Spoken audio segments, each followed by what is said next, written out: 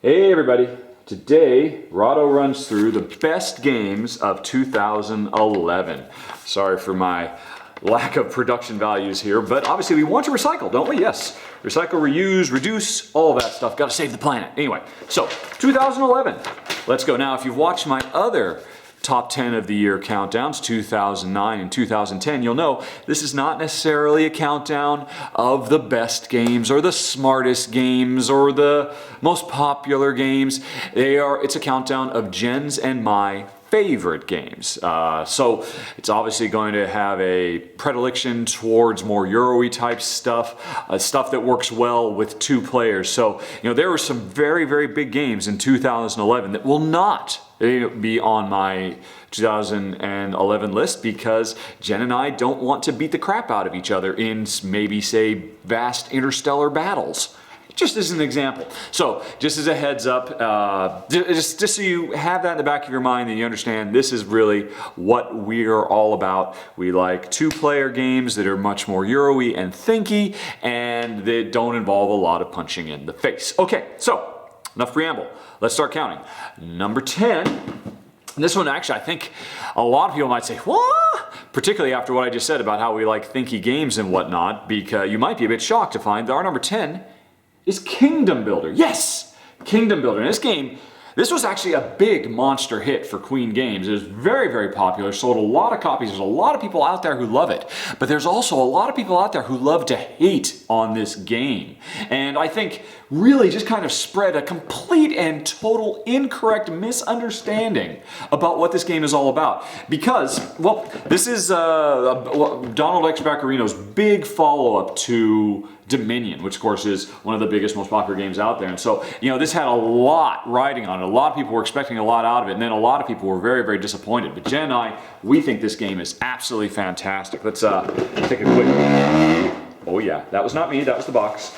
Take a quick look. Now, this game, it's a very simple, very elegant game, and I think some people would argue it's too simple. But basically, every time you play, you take a bunch of these modular boards and snap them all together to get, a completely different landscape that's combined of all these different types of areas, fields and forests and mountains and stuff like that. And as part of setup, every time you play, you get 3 objective cards that everybody's working on at the same time. You might be like, where are they in here? Merchants. Merchants want you to build a contiguous line of your little houses, and everybody has their own little houses they can build. But merchants want you to build a contiguous line from cities to castles or from cities to other cities. And if you do that successfully, every time you do that, you get 4 points. So that might be in a game you're playing. Or, it might be, these are my German ones. Oh dear. Oh wait, no, here's the English ones. You might want to be going for workers. Which wants you to build very tightly around the castle so that workers have more work. There's a bunch of different ones, and basically every time you play the game you get a different combination of these 3 objectives. And that combination of objectives mixed with the combination of the way the world comes out creates very, very different high-level strategies of how you pursue trying to get the most points at the end of the game. How do you get those points? Well, basically every turn, let's see, where are they? Come on, where's all the other cards? I pulled the wrong cards. Yes, it was these I should have pulled, I think. Oh, this is what I get for not prepping. Oh, here's my bag. Yeah, this is it. Yeah, this was actually from an expansion. This is the bag of all the stuff. Right. Here we go. So, every turn, you have 1 card in your hand, and it might be a fields card. It might be a kind of deserty canyon card. It might be these kind of flowery area cards. Each one of these cards matches to one of the landscape types on the board. You have 1 card, so on your turn, while you're waiting for your turn, it's coming up, you go, okay, I've got a mountain card. What that means is, on my turn, I will, let's find this desert card rather, sorry, it's not the mountain card. I will play this card. It's the only card I have in my hand. So a lot of people say, oh, there's no choice in this game because you only have 1 card. You don't get to choose. But that's ridiculous, because what you do is you have this card. It means you have to play 3 of your houses, these little houses. So you have to get 3 of them onto the board. And they have to be played, in this case, this desert card, if I played it, I have to build it onto the deserts. Now, there's probably going to be several deserts all over the place, depending on how the board got set up. And there's a set of rules about how you have to build. If you haven't built any houses previously, you can build anywhere you want in the desert. But once if there is any place on the board that you could legally build in the desert that is next to one of your existing houses, you have to build there. And so it's like a very strict and restrictive set of rules of how you can build on this very big, expansive map. And so a lot of people say, well, I don't have any choice. I have to build in the desert. I have to build here next to my other house. Yeah, but you created that circumstance, because what this game is all about, the brilliance of it, is figuring out, okay, these are the different goals I could go for. I could try to make a lot of points by achieving this objective or other objectives. I could get points just by building next to castles, etc., etc. You have to decide what are the points are you going to try and go for, and then based on the one card you have on the entire board of all the deserts, what is the smartest place you could build to start thinking several turns down the road, because you're trying to achieve completely or having like lots of individual houses all over the place that aren't next to each other. Because what happens is, as you expand, not only do you start fulfilling these goals, but you also start picking up these little extra bonus tiles that give you bonus actions on your turn. Things like pick up a house and move it 2 spaces down the road. All kinds of stuff. And then, so as you start picking up those bonus actions and you have this one core action you do every turn, the game becomes this very clever, very simple, but very deep puzzle of how, within these really strict restrictions, to score the most points and stay one step ahead of your opponent. It's a really, really clever game. You could play this with anybody. It's a fantastic gateway. Every time you play, the game is going to be very, very different because of all the random setup of the objectives, of the landscape, of everything. Fantastic game. Cannot recommend Kingdom Builder enough. And if you are shown interest in somebody you know says, that's the really simple game where you just have one card and you don't make any choices, now you know better, because that could not be further from the truth. That, anyway, is our number 10, Kingdom Builder. Okay, moving on to number 9.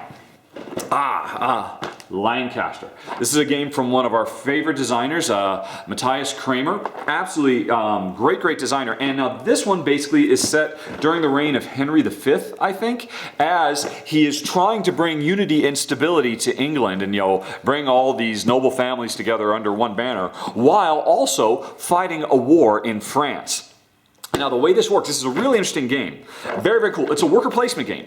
You are a particular head of a noble family, and you've got these knights that you can place in all these different counties all throughout England. Or, instead, you could send your knights off over to France and help fight in the wars. But let me open the box and get out these knights, because that's where the game starts getting interesting. Oh, dear. So much stuff in this box. All right, yeah, here's just so you can see it, here is the map of England. And all these different counties, when you send your knights to them, they give you different benefits, like banners, getting additional votes in the Senate, getting money, getting just straight up victory points. There's lots of different things you do. Upgrading your knights so that they become more powerful. So there's lots of different places you could send your knights. But the knights are interesting. Let's see. Here's the knights. This is a level 2 knight that I could place somewhere. This is a level 4 knight that I could place somewhere. The 4 knight is implicitly, as you might imagine, more powerful than the level 2 knight, and you can tell because they're actually, a level 4 knight is literally twice as tall. Here's like 2 level 2 knights next to a level 4 knight. Now what's happening is these are your workers, these are the knights you're sending all over the map. And when you place, say, a level 2 over here in Northumberland because you want to get its benefit, or maybe you want to get the, they're not senators, but I mean, basically you want to get a seat on, Parliament or whatever it's called. So that's fine. Yeah, I send my little knight over here. But then maybe somebody else wanted this space pretty badly. So I send a level 2 knight, they might send a level 3 knight and kick me out, and then suddenly I got to go elsewhere. Or you can send your knights and you can power them up with squires, which are these little white pieces here, these little temporary guys who will give you a little bit of boost of extra power. And so the game's this very, very interesting system of worker placement where you could get kicked out, and so you're always trying to get better and better workers, stronger and stronger knights. Or alternatively, you're trying to get more and more squires so that your low-level knights can be powered up by the squires and have more power. But then what happens is once all the knights have been placed, and everything's settled down, and people have gotten kicked out and moved around and stuff like that. Or knights could go off down here to war. There's these war cards where these represent different battles that you can send your knights to help in the war effort. Once that's all done, we basically cycle through all of the lands, get all the bonuses. But then here's where that's all very, very cool. Worker placement where workers get better and stronger and more powerful, and that's very, very neat. But that's not what makes us love this game so much. What we really love, where is it? Is this. This is the board of laws. These are the laws of the land. And at any given point, you can see the current laws that are currently affecting England and the future laws that might get voted into power. Halfway through every round, once we've placed all our workers, but before we've actually gotten to reap the benefits of them, we as high-level noble members of parliament vote on these laws. Everybody has a handful of these little voting cubes, and depending on where you went on the map, you might have more voting cubes, you might have more voting power, and we all basically, these are the current laws, and so you might have been placing your workers assuming these laws will stay in effect. Laws like, for every person you have in a particular zone, you get extra points. Stuff like that. Gamey laws, but that it still affected your choices of, everybody who contributed to the war this year gets tons of extra rewards or something like that. So you might have actually, because of this law that says, hey, you get more rewards if you help the war, you might have actually committed a lot of your knights to the war this turn. But then, when it comes to the voting time, everybody can see you did that. And so while you'll vote to, yes, I want this law to stay in effect, I don't want this law to go away, everybody else might outvote you. And suddenly that's not the law of the land anymore, and it's replaced with one of these new laws. By the same token, you might see that, hey, that new war law is down here. And so I anticipate that I have so much voting power because I've got so many of these cubes, I could vote that law that's down here up into the new law of the land. So I will preemptively get into all the war spots before anybody else does because I know that's what I'm going to vote up. But again, everybody can see that, and when it comes to the voting, everybody can talk amongst themselves like, no, hey, look, cast a couple votes my way. We got to get this law out of the, because otherwise this guy will make a lot of points. Very, very cool. This voting system is amazing. And you might think, well, hey, that's neat. Sure, if you have a lot of players and they're all kind of scrabbling, kind of playing this political game of, hey, throw a couple votes my way and I'll vote your way and that kind of thing. But how does it work for two players? The thing is, the reason we love this game so much is because it works brilliantly with two players. It's really, every time we play, it's incredibly tense because we don't know. I mean, I know I've got a certain amount of base votes, and that's based on all these little helpers you've got. But then I've got an unknown number of my white votes, but I can only have so many of them, and if I don't use them, I lose them. So everybody's going to use all their votes. And so, Jen and I, we have our secret votes, and I'm thinking, gosh, Jen's probably going to throw a lot of cubes into this one because she really cares about it. So I got to throw a lot of cubes because I don't want this to happen. But then it turns out, so I throw a lot of cubes in and Jen didn't throw any because it was all a feint. I thought she cared about that law, but she didn't. She cared about another law more. And so you get these really great mind games, even with only two players. That's what makes Lancaster so special. That, it's got this really cool worker placement thing. That's awesome. Very, very unique. But then the voting stuff that works so great, it just really elevates this game. Absolutely fantastic. I did a run through this quite a while ago, last year. And since then, the game's come out with a couple of expansions, so it's had a lot of support from Queen. Absolutely fantastic. Number 9 of 2011. Lancaster. Okay, now, actually, before we go on to number 8, I'm going to briefly interrupt with a special mention. I'm going to talk a little bit about Helvetia. And the reason I am, a couple reasons. Helvetia actually just squeaked just under the wire. It was number 11. So it didn't quite make the list, but I thought I wanted to mention anyway because 2011 was a really great year for designer Matthias Kramer because he put out Lancaster, which is amazing, but he also put out Helvetia.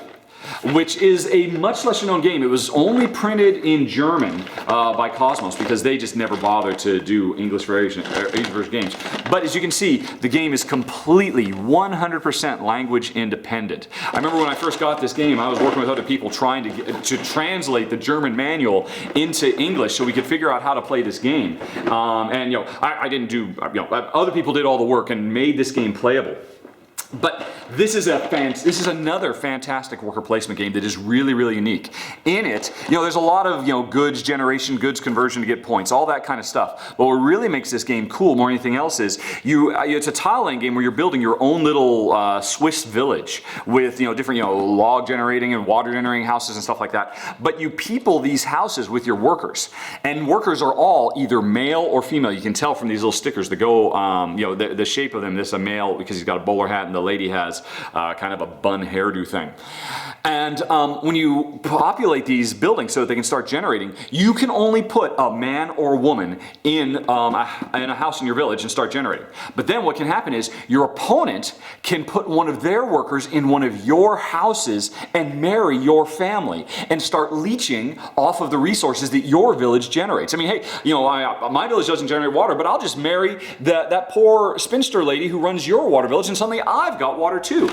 But when I do that and marry into Jen's village, she benefits from it too, because now that there's a married couple in her village, they can have babies and increase her worker pool. And so that's amazing. This game is so clever, and it's so under the radar. So few people know about it. Like I said, it just barely missed my top 10. Really, really fantastic game. And the other reason I gave it a special mention, I wanted to shout out for it is because of this game that I do video Rahdo runs through right now. There were some people who were wondering, well, hey, I don't know if I want to import this from Europe. I mean, and there's no videos for it. If only somebody would make it. I figured, oh, what the heck, this afternoon, I'm not doing anything. I'll make a video because people I love the game and people like that video. And so I made another one and another one. Before too long, I did one for Lancaster too. And here we are, almost 2 years later, no, about a bit over a year and a half, or like a year and 9 months, and I'm going strong making games. So I just wanted to have a special thanks to designer Matthias Kramer. Again, one of our absolute favorites. Everything he does is absolutely, I can't wait for Rococo, his new game that came out this year. Haven't played it yet. Big thanks to Helvetia for getting me started down this crazy road. And like I said, so 2011 was a great year for Matthias Kramer. That's the special mention of Helvetia. Anyway, back to our regularly scheduled countdown though. So, that was 10 was Kingdom Builder, 9 was Lancaster, number 8. Is that right? Yes, Walnut Grove. Now, this is from designer Tuco Tucalia, who had another little hit in 2011. He made another game that maybe if you ever heard of called Eclipse. And for a lot of people, that's their number 1 game of the year. Spoiler alert, Eclipse is not on our top 10 of 2011 at all. Not because it's not a brilliant game, it is. It's an absolutely fantastic, amazing, smart, clever game where Tuco took a lot of really great ideas and meshed them into this amazing 4X space exploration, expansion, exploitation, extermination game, the 4Xs. Great game. But not one that Jen and I would ever want to play. We have actually tried it and definitely confirmed that it was not our kind of game because we don't want to spend 2 hours building up this massive thing to have somebody else destroy it or for us to have to destroy it. So anyway, we don't play that game. But a lesser known game of Tuco's came out in 2011 as well from Lookout called Walnut Grove, or more closely, Welcome to Walnut Grove. Now this game is effectively Little House on the Prairie, the board game. That is what this game is all about because players run their own little farmstead, like the Waltons or that kind of thing. And over the course of the game, there's a random tile draw from a bag as they expand their fields for sheep, their fields for gathering rocks, for harvesting wheat. So basically, and what's really, really interesting about it is, the thing that makes it very, very cool, unlike a lot of tile laying games, you can lay these tiles down however you want. You are not restricted if the tiles don't have to match. So if you find yourself stuck in a corner, I'll just go ahead and expand in a way that kind of breaks my flow.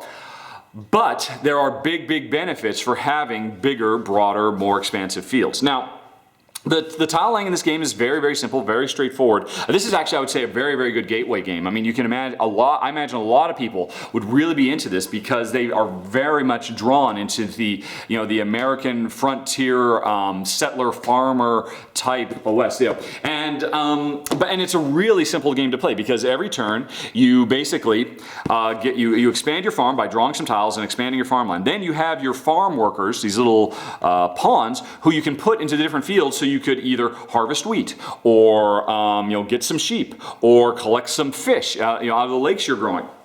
And so first you expand, then you get your resources, then there's this central board that everybody has access to, which represents the local town, where you can move your pawns around to go to the general store to buy upgrades for your farm, or to hire more workers, or basically just go hang out at the post office. I mean, there's all kinds of different work placement spots you can go to, and this is effectively like a very, very large rondel where you are constantly moving. I forget if it's either clockwise or counterclockwise around, always trying to figure out where you're going to try and go, which building you're going to go to before somebody else gets there. And so it's this really nice, sweet, lovely collection of mechanisms that plays out over, I think it's 4 seasons, because or no, is it 4 years? Well, regardless, it plays out over several seasons. Oh yeah, no, that's what it is. It plays out over years. Where in spring, that's when you expand, and then you harvest in the summer, and then you go to town in the fall, and then the winter comes. And every year in the winter, you have to deal with the fact that it gets very, very cold, and you have to have nice places for your workers so they won't freeze to death. So you have to have set up, like these little campfires for them, or you lose money and food and all that stuff. So it's a pretty straightforward collection of tile laying, worker placement, rondel stuff, and just like high-level economic management that just plays so smooth and so elegant. I mean, this is a great, great gateway game. I think a lot of people would be interested in it. And we just really, really enjoy it quite a bit. That's Walnut Grove from designer Tuco Tucalia, Tuco's other game from 2011. And as far as we're concerned, the one we enjoy a hell of a lot more. Okay, so that was number 8. On to number 7. Yes, Last Will. Now, actually, like Walnut Grove, Last Will is a game that I have not done a run-through for yet, even though a lot of people asked. And I will be doing a run-through for this very soon, because this year, the expansion for it came out, Getting Sacked. And this game is awesome. It's hilarious. It's so full of theme and flavor and color. It's from designer Vladimir Suchy, who is one of our favorites. We absolutely love Shipyard. It's one of our all-time favorites, and this is a great, great game too. Now, in a nutshell, though, this game is it's a card game where all the players have, I guess we're all nieces and nephews, because we had a rich uncle who kicked it. And in his will, he left instructions for us. He gave us all a bundle of money, and in his will said, whoever can spend this money the fastest and have the most fun spending it will get all my fortune, because I want to give my money to somebody who knows how to have a good time. Go figure. He was an eccentric old uncle. So we all have a bunch of money, and we are in a desperate race to spend it as fast as we humanly can. And we do that through use of a whole bunch of cards. The game comes with a bunch of different types of cards. We can surround ourselves with sycophants like this waiter. I don't know if you can quite see if it'll focus on him. I mean, this guy is clearly out to bilk you of all your money. We could surround ourselves with old school chums who will rob us blind if they're not looking. We can hire incompetent people who manage our estates. We can pay through the nose to go for carriage rides. We can go on boat trips and spend a lot of money on these lovely boat trips. But we can go by ourselves and just spend 2 of our fortune. But we could take along a lady friend and spend another 2. We could take along our faithful pet hound and spend another 2. We could take along our personal chef and spend another 2. And what are those cards? Well, those are a bunch of different cards we collect along the way as well. This is a big old card management game where we're trying to get all the right cards to work in combination with each other, because there's all these different kinds of combos that basically lead to us blowing our cash. What else can we do? We can invest in real estate, like this townhouse. And this townhouse basically starts out when we buy it.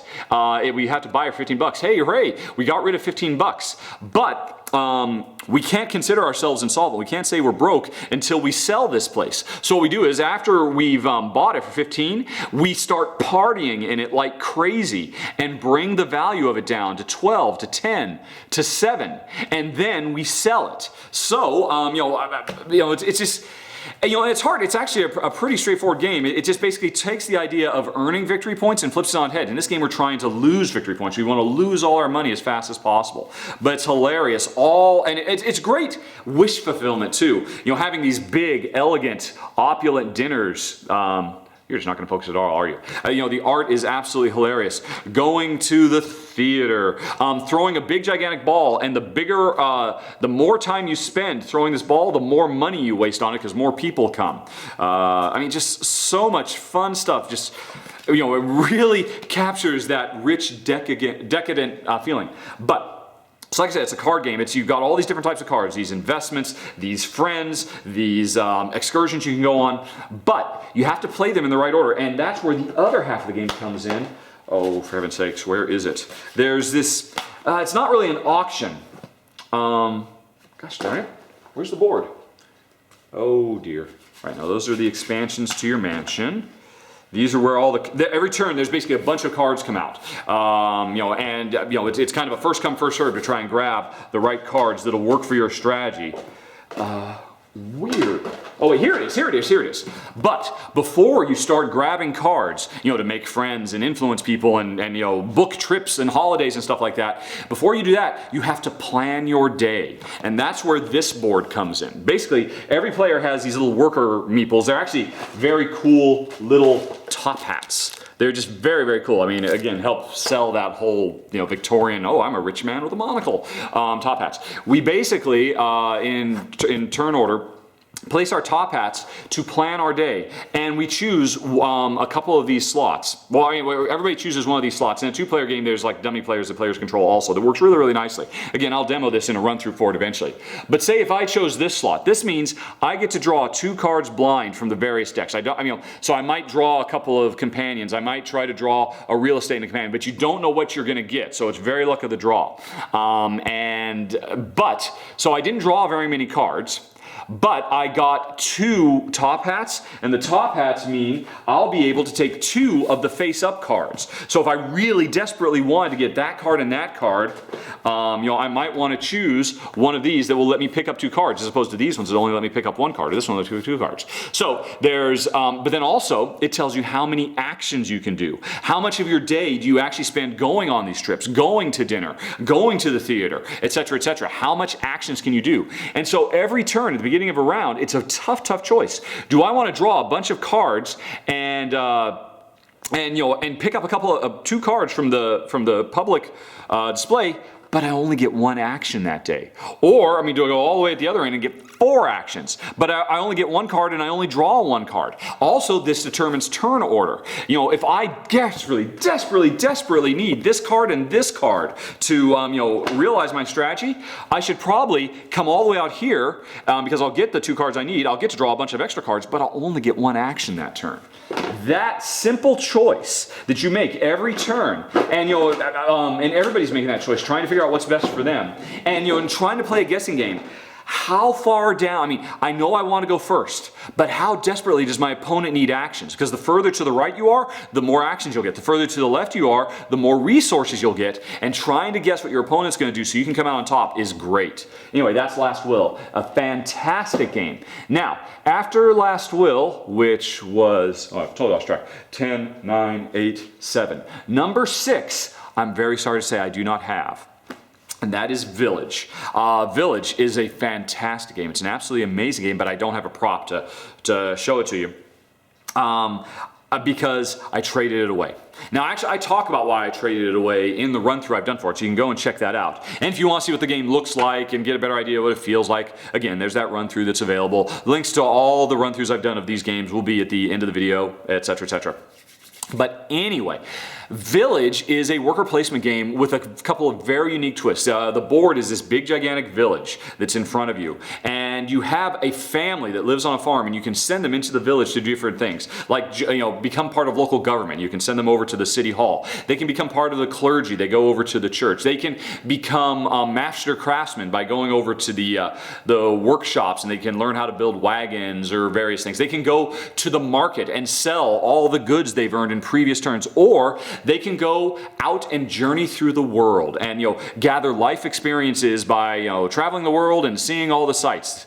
And so you got this family, and you're choosing, well, maybe I'll have this guy go out and explore the world, but to do it, he'll need a wagon. So I'll have this guy, his brother, become a master wagon guy, so he can build the wagons that his brother needs, or his sister needs, or whatever, to go and explore the world. And so there's synergy between all these different things you can do. It's really, really great, really, really nice. But here's where the game gets cool. The more actions you do, everybody on your little farm, you have this kind of time clock, this time meter. And the more actions you do, the more time travels forward. And when you make this full revolution around this time track, enough time has passed that somebody in your family grows old and dies. And literally, there are spots on the board. It's literally a graveyard. There's little graves that somebody goes in when they die, and so you lose more workers. But of course, another spot on the board is getting married, so you can increase your family and have kids, so that you can start making a second generation. There's actually 4 generations you'll play through as the characters you had early in the game grow old and and become more masterful. They learn life skills. They learn wisdom and all kinds of things that they're represented by these little cubes. But eventually, they'll grow old and die, and make room for the next generation. And what's really, really cool is when somebody does have to grow old and die, there's 2 places their bodies, the little meeple figures, go. They either go over into the unmarked graves. They lived a life that of no note, no repute, of no renown. Nobody remembers them. It's very, very sad. Or if you time it right, when they die, and they're kind of at the peak of their prowess, and they were like the master wagon builder of the age, and everybody was amazed by the quality of their wagons. Then when they die, they can instead go over into the town chronicle, where their exploits in their lives will be remembered for future generations. And of course, there's a lot of points to be had for filling up those spots in the town chronicle. But if you don't get there quick, you'll instead go into the unmarked graves. And so a big part of the strategy is knowing when strategically to let that guy who's produced so much for you die, so in his death he can produce even more points for you. And it's an amazing game. It's a game that tells rich, beautiful, intricate stories of these families that go through multiple generations and help each other and work, and you'll have trials and tribulations. They learn life lessons. They get married. I mean, it's amazing, all the stuff that happens in this game. And here's why I traded it away, because it's absolutely one of our favorite games of all time, one of the best games of the year. Traded it away because Jen, my wife, gets too emotionally wrapped up with the lives of these little meeples. She has a very, very hard time reconciling the fact that she has to make strategic decisions that will lead to their death. She gets attached to the mayor. She's worked really hard. He's worked his way through local government. He's the mayor. And as the mayor, the town loves him, and so she earns victory points because he's such a wonderful mayor. She doesn't want that guy to die. She's invested in him. And for him to die, even though that means she'd earn more points, it just doesn't sit well with her, and she gets very verklempt when she plays the game. She gets very uncomfortable because this game, that's its strength, that it creates these emotional bonds with these characters, and then you have to lose them. And it's just too tough for her. I mean, and she has a hard time enjoying the game because she just gets too wrapped up in the story that's being told. And so I think, like I said, that's actually a strength of the game, that it can involve you in that way. But for Jen, I mean, it was just too hard for her to say goodbye over and over again to these characters. I mean, and whenever she would play, she would bend over backwards and she would hurt herself strategically by ensuring that none of her family members ever died. They would be old, doddering, 120-year-old mayors and still working on wagons, anything to avoid the forward passage of time. Whereas me, I'm like, okay, well, hey, I'm on my 3rd generation of world vagabonds and stuff like, and so the game, its core mechanism worked at odds with Jen's loving tendencies to want to take care of her little family she is building. So anyway, that's Village, an amazing game, really unique, really special. I believe it won the Spiel des Jahres for that year too. So if you haven't tried it, definitely check it out. Really, really great game. And I've done a run through for it if you want to see. So anyway, sorry I don't have that anymore. But anyway, let's move on from number 6 to number 5. 4, 3, 2, 1. Yep. or at Labora. This is Uwe Rosenberg, known for making very, very big, heavy games like Agricola and Le Havre and stuff like that. This was his big, heavy game of the year, and it's a very, very cool game where players are running medieval monasteries, trying to expand their holdings, and basically it's the ultimate game of goods conversion. There are 1.5 billion little, let's see, where are they all? Oh. There's 1.5 billion resources in this game. Bread and beer and money and luxury goods, books, and all of these things, which I bought at a dollar store or a pound store, are all full of different resources, and you're constantly spending all your game buying these particular buildings and expanding your holdings. I mean, you start out just with your cloister, a farmyard, and a clay mound where you can go and collect clay, and a farmyard where you can either collect wheat or sheep. But over time, you fill that up with tons and tons of different cards. There we go. Of all these different cards that are available, and all the cards are available to everybody. This is a game, unlike a lot of Uwe's other games where there's a lot of randomness, there's no randomness in this game at all. Every time you play, the same cards are going to come out in the same order. They kind of get drip fed throughout the game. But every time you play, just a couple little changes early in the game lead to huge knock-on effects by the end of the game. But this game has a really, really great sense of progression, like Le Havre, in that you start off just very, very slow, very, very small potatoes, basically just trying to scrape clay out of the ground, but by the end of the game you're building castles, and there's a lot of stuff to think about. All the goods conversion, generating stuff over here that you can convert in this building over there, but also as you're building, you can expand your holdings so you can get bigger or smaller, or you can, there's also beaches and mountains you can expand out to, so you have more and more space to build more and more stuff. There are more and more things to generate more and more goods to build more and more stuff. It's this game of constantly escalating goods generation. And quite frankly, it would be a nightmare to try to keep track of all the stuff that goes on this game if it wasn't for the fact that Uwe Rosenberg created, and this is a feature now he's starting to throw into a lot of games, what's called the resource wheel. This is a wheel. See, it'd be kind of hard to put it together. This is a wheel where there's this little arm, and on each of these spots are little wooden tokens that represent the clay and the wheat and the sheep and the bricks and all the other stuff, the gold, all the other stuff that you can generate. And over the course of the game, when you, as time passes, this wheel rotates, and that represents more and more and more stuff becoming available to you.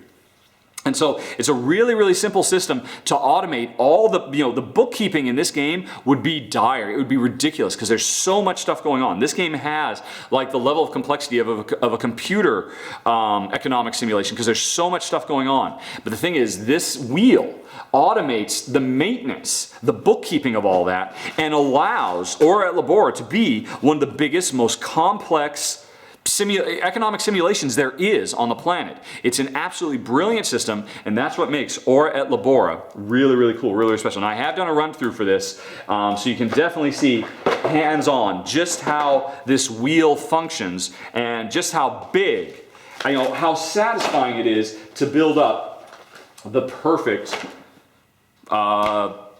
economic engine. Okay, so anyway, that was number 5. Number 4, Trajan. Okay, Trajan from designer Stefan Feld, who is, well, I'm not going to say my favorite designer. I don't think Jen thinks along those lines, but she loves all of his games too. This is, I think some might disagree, but I'm going to go out on a limb and say this is probably his richest, most complex game to date. Some of the ones he brought out here in 2013, Bora Bora and whatnot, might give Trajan a run for its money, but at the end of the day, I think Trajan still wins. Now, at the heart of Trajan, or Trajan, I'm not really quite sure how to pronounce it, is this Mancala. Everybody has this private board, and on this Mancala, actually, is there a picture of it in the box? Yes, there is. Good. Cool. So I don't have to actually try and do this. You have on this Mancala all these little wooden barrels. And every turn, what you do is, you know, and you know, you can see in this picture, they're all kind of spread around. There's a pink and a white one here, and a green one there. And at the center of the Mancala is all the different actions you can do. You can ship goods to foreign lands. You can help construct Rome. You can start work on building Rome. You can, you know, give glory to the emperor, the Trajan arch. You know, you can work your way up in the Senate. You can help the military conquests as you expand out, you know, colonize the rest of the known world. So there's all these different actions you can do. And so on a given turn, if I want to engage in military actions, what might happen is, all right. Oh, okay, let's say if I wanted to engage in military actions right there, what I have to do is I have to pick up these little wooden barrels from a different bowl on the Mancala and drop them onto that space. So for instance, let's see. No, let's say I wanted to do the Senate. Let's say I wanted to do this action, the Senate here. Because I wanted to work my way up the Senate, which lets me, you know, put the best laws of the land. There's another game where you actually, you know, adjust the laws of the land, which will give me the most points at the end of the game. So I want to get into the Senate because I'm in the Senate race. What I have to do is I would pick up from this bowl, this orange and this thing, and I would basically seed them into other bowls. Because there's two, I'm starting my action from here. I then am going to move clockwise 2 spaces. I'll pick up, of the 2 things I picked up, I'll put one in this bowl and one in this bowl. Because I ended on this bowl, that means this is the action I activate. I want to activate the Senate. So I ended my, you know, my distribution. You can consider these like your agents in the city who are doing stuff for you, and you're picking them up and you're moving them around trying to get other things into position. So I want to activate the Senate. So I need to put an agent of mine in the Senate. So I pick these up and say I put the I put the green one here and the orange one there. And so that means I can do the Senate. Now there are 3, and on a later turn, there are now 3 barrels in this spot. So if I wanted, I could pick up the 3 and put 1, 2, 3, and that means in a future turn I would set myself up so on a next turn I could activate the builder action. But doing that, then suddenly there'd be 3 on this spot, and there would be 3 on this spot. Or no, wait, actually by that point there'd be 4 on this spot. Yeah, because originally I put a 3rd one here when I wanted to activate the Senate, and then when I move this around I put another one here, so now there's 4 on this spot. So if I pick up these 4 on a subsequent turn, I'd go 1, 2, 3, 4, and I'd be able to activate the forum tile. And so, it's hard to describe. That's why, I mean, if you really want to know about this game, watch my run through. I demonstrate this. It makes a lot more sense when you demonstrate it. And it's going to be kind of hard for me to demonstrate. But this creates the ultimate spatial puzzle of any game we've ever played. The thought processes and the planning that goes into using this well, because I know on this turn I need to do military, because then I would take over a region in Germany and in Germania that would give me food to feed the people at the end of the year. And that way my food needs to be covered. And then once I had done that, that means there'll be 3 here, so I can activate the building. And so I'd be able to get the other food I need. And then I have my 2 food needs covered. But I only was able to do that because I took something off of shipping that activated that. And so the permutations of this thing are amazing. It's incredibly complicated, incredibly deep, incredibly brain-burning. And then on top of that, there's the rest of the board. That's just your own personal board where you're collecting goods and figuring out how you're going to run them on Mancala. The rest of the board represents Rome. Here's where you're doing your military campaigns up here, you know, trying to take over Belgium and Britannia and Germania, and so you're moving all your army pieces around and basically robbing all the the resources of all these places so you can fuel your ambitions back in Rome. Here's where you're actually helping building the city of Rome if you're grabbing tiles and getting bonuses from there. Over here are the ports where you can get all these goods cards and you can ship them off to foreign lands and earn a lot of points that way. Down here is the forum where basically public opinion is decided and you can get a lot of cool stuff in kind of this mercantile place. Here's where all these Trajan tiles are that give you huge bonuses, because I didn't mention that. if I have, remember when I wanted to activate this military, if I had in a previous turn put a Trajan tile here by using the Trajan action, which is over here, if I'd use this action, it would let me put a Trajan tile. Say I put it over here, and then on the next turn, I activated this, I would get to bonus. Not only would I do the military, but I'd do whatever the Trajan action is as well. So there's layers upon layers upon layers. So much depth, so much complexity. This game will do your head in. It will make it explode. But that is the reason we love this so much. There are so many different strategies to pursue. Everything is entirely valid. To play this game well, you really need to focus on, okay, this game, I'm going to be all about military, and I'm going to be all about shipping, and I'm going to nail those things. I'm going to make so many points there. It doesn't work very well if all the military stuff you want to grab gets grabbed by somebody else first. Trajan is an amazing game, but it is a, fair warning, this is a heavy, hard game. It's really tough to get into it and get your head around it, but once you do, the rewards you get for this game are second to none. Absolutely amazing. So that was number 4. Number 3 on our 2011 countdown. Are you still with me, folks? I'm amazed if you are, but 2011, by the way, was an amazing year. All these really interesting, deep, robust, fantastic Euros. Absolutely loved it. And we're moving on to the best of the best. Number 3, Hawaii. Now this was a lot of controversy swirled around this game because of the review that Tom Vassell did for it a few years ago. And if you want, you can refer to the Dice Tower, where he famously literally threw this in the garbage. And it got a lot of people, myself included, very riled up. Thought it was very disrespectful. I know, and he was just doing a joke. He was just clowning around, having a good time. But still, it created a little bit of a firestorm of Board Game Geek controversy because everybody was so upset about that. And it's a shame that he did that instead of just, if he didn't like the game, that was fine. Just do a review of it, say what you didn't like about it, that's fine. But instead, he made Hawaii that year all about should Tom Vassell have thrown it in the garbage and stuff like that. And also a lot of people ended up dismissing this game out of hand. And that's a real shame because it's our number 3 of the year. It is an amazing game. Now, the common complaint that's levied against this is that it's, what's it called? Another Solus Euro? I forget the... SASE, another soulless Euro, or whatever. That, because it's definitely a Euro. It is a game wherein players, this is going to be hard to describe too. I've done a video for it. You can definitely check that out.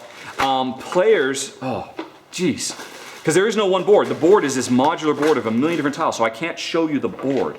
All right, I'm just going to show you the box as best I can.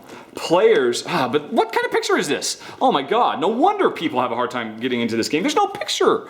But anyway, so the board is this modular creation of the big island of Hawaii, surrounded by a bunch of little islands, because we're all on Hawaii. And you play this fat little chieftain who has been sent by his island up to the mainland, up to the big island, to collect goods and resources and specifically buildings for his island. So you might bring back buildings to your island that increase your food production, or give you victory points, or let you worship all of the ancient, Hawaiian Polynesian gods, or build tiki stones, or get these cool outrigger boats that let you go to all the other little islands where there's lots of items to be picked up. And so you're going to the mainland every turn, and you're bringing back all these, at the end of a turn, bringing back all these goods to build up your own little infrastructure on your own little island, all towards the goal of scoring a lot of points at the end of the game. And a lot of people say that there's no theme, that it doesn't make any sense, that it's all a bunch of nonsense, just, but I'm not going to spend a lot of time on this. That's wrong. This game is so incredibly thematically grounded. How, what the hula hut, what the hula hut does versus the surfing versus the spears. I mean, everything has a very thematically grounded reason for the way that they work and the way they score points. And I think people just dismiss this out of hand because, you're looking at it, you're like, there's a million things I can do. I don't really know what to do. But that's what makes the game so great. It's so rich and so rewarding and so filling as you're this fat, happy little chief who just goes and, basically goes on a shopping spree every day trying to buy the best stuff for his people. And then when he brings it all back, if he brought the right stuff and builds it in his town in the right combination, his people reward him with lots of victory points. For some reason, a lot of people think that it's a soulless Euro that has absolutely no theme whatsoever, when in fact it's an amazing Euro that has this great theme of just joy and happiness. That's what you're doing. Your job is to make people happy.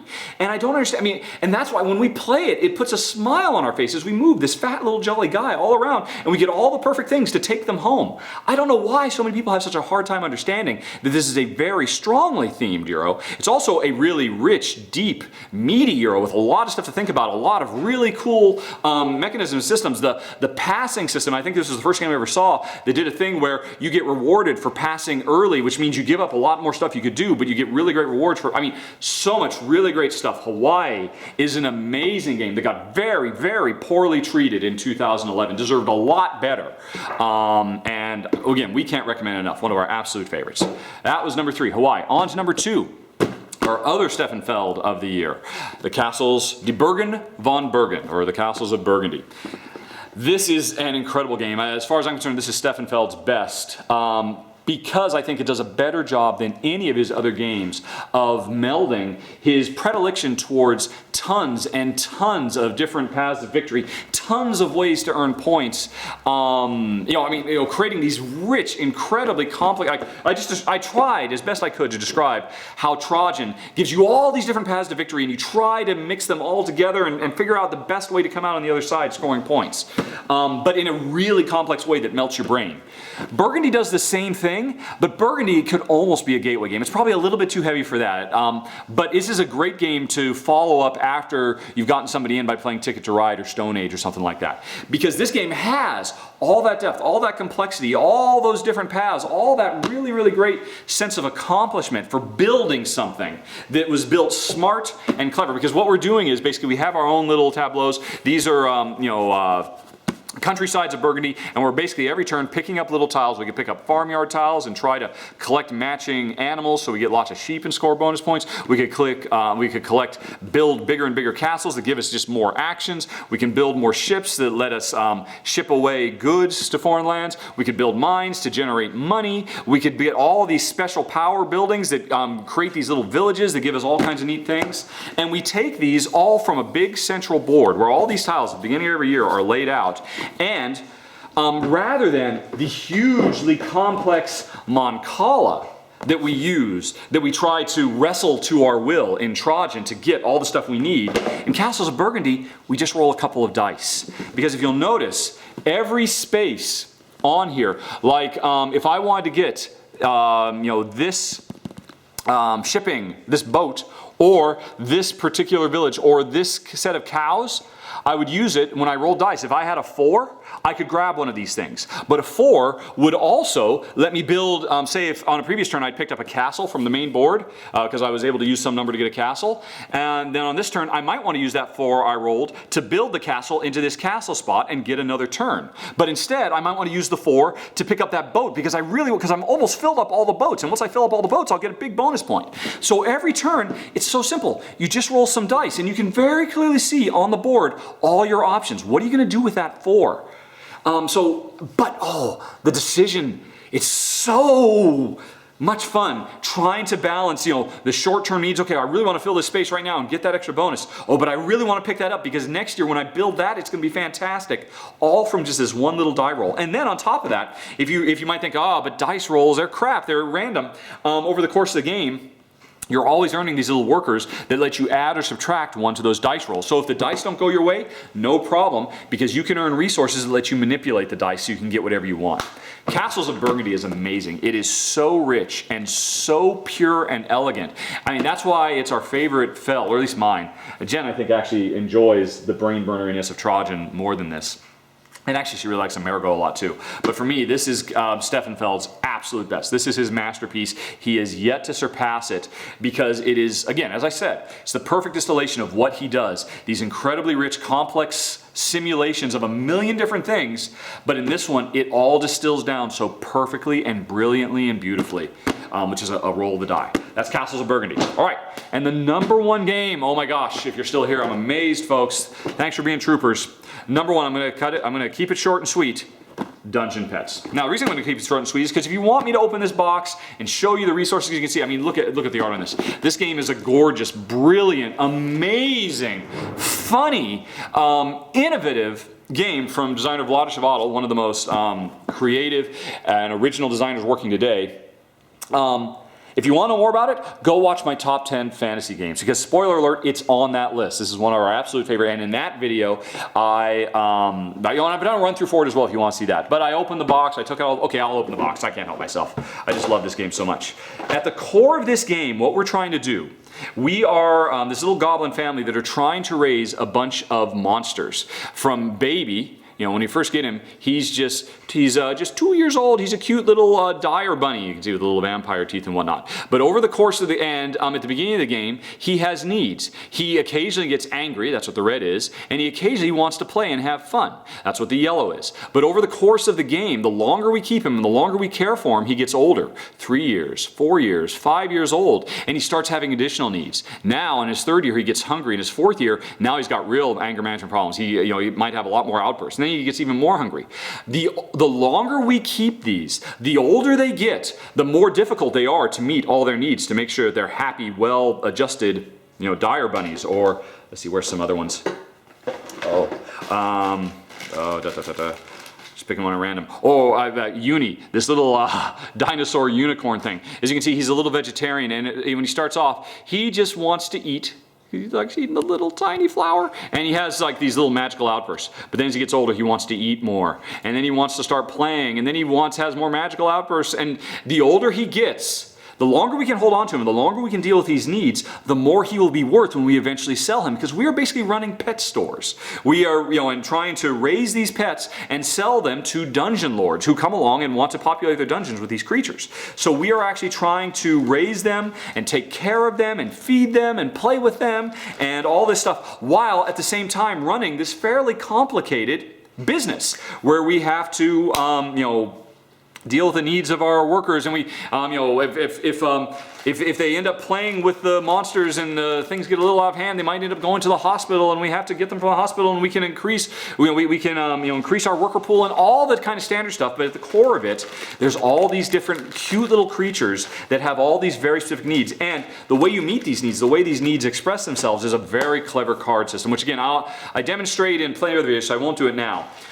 But the reason we love this game so much more than anything else is, it's a callback to Village. Jen had a problem with that game because she got too emotionally attached to her. We get emotionally attached to these little creatures as they grow, as we come, as they have different needs, and they get closer and closer, and we enter them in beauty contests and eating contests, and when we find just the right home to put them in. Because when dungeon lords in the second half of the game start coming around, you don't want to just sell him to anybody. If you've raised this cute little peaceful creature, you want to sell him to a dungeon lord that wants that. If you've raised an angry creature that has outbursts all the time, you want to sell them to the evil dungeon lord. There's so much theme and there's so much to this game. But the core, what really makes it special is it's very, very hard not to fall in love with these, like Cthulhu, the little Cthulhu monster that has lots of magic and a little bit of play, a little bit of anger. He's a vegetarian or a carnivore. He'll eat anything. Oh, Cthulhu! It's always sad to see them leave because you had so much fun with them up till then. But that's the heart. And on top of it, it has a really brilliant worker placement thing that's all about kind of a blind bid and simultaneous worker placement, and really great economic game, and a very solid infrastructure building as we build more and more pins so we can hold more and more creatures and upgrade our facilities and get all kinds of special, unique magical shovels that let us clean out the poop that all the monsters leave in their pens, or so much stuff in this game makes Dungeon Petz our absolute favorite game of 2011, one of our favorite games of all time. All right, oh my gosh, that was it, folks. That was 2011, a very, very good year. Although actually doing this one, oh, there's some thunder. And Tula, it's okay. It's okay, Tula. Oh, Tula's a bit worried now. You okay, too? Come here, too. Aw. Aw, somebody help this poor beagle deal with the thunder issues that she is facing. You can't see it, but she is shivering. I can feel it. Anyway, so 2011 was an amazing year, and it was tough actually trying to sum these games up really, really quick and give you an idea of what makes them special. 2012 is going to be even tougher because 2012, as far as I'm concerned, to date is the best year for board games in board game history. So many amazing games. Can't wait to talk about that, but that'll be for another day. That was it though, folks, for 2011. Those are our top 10 best plus special mention.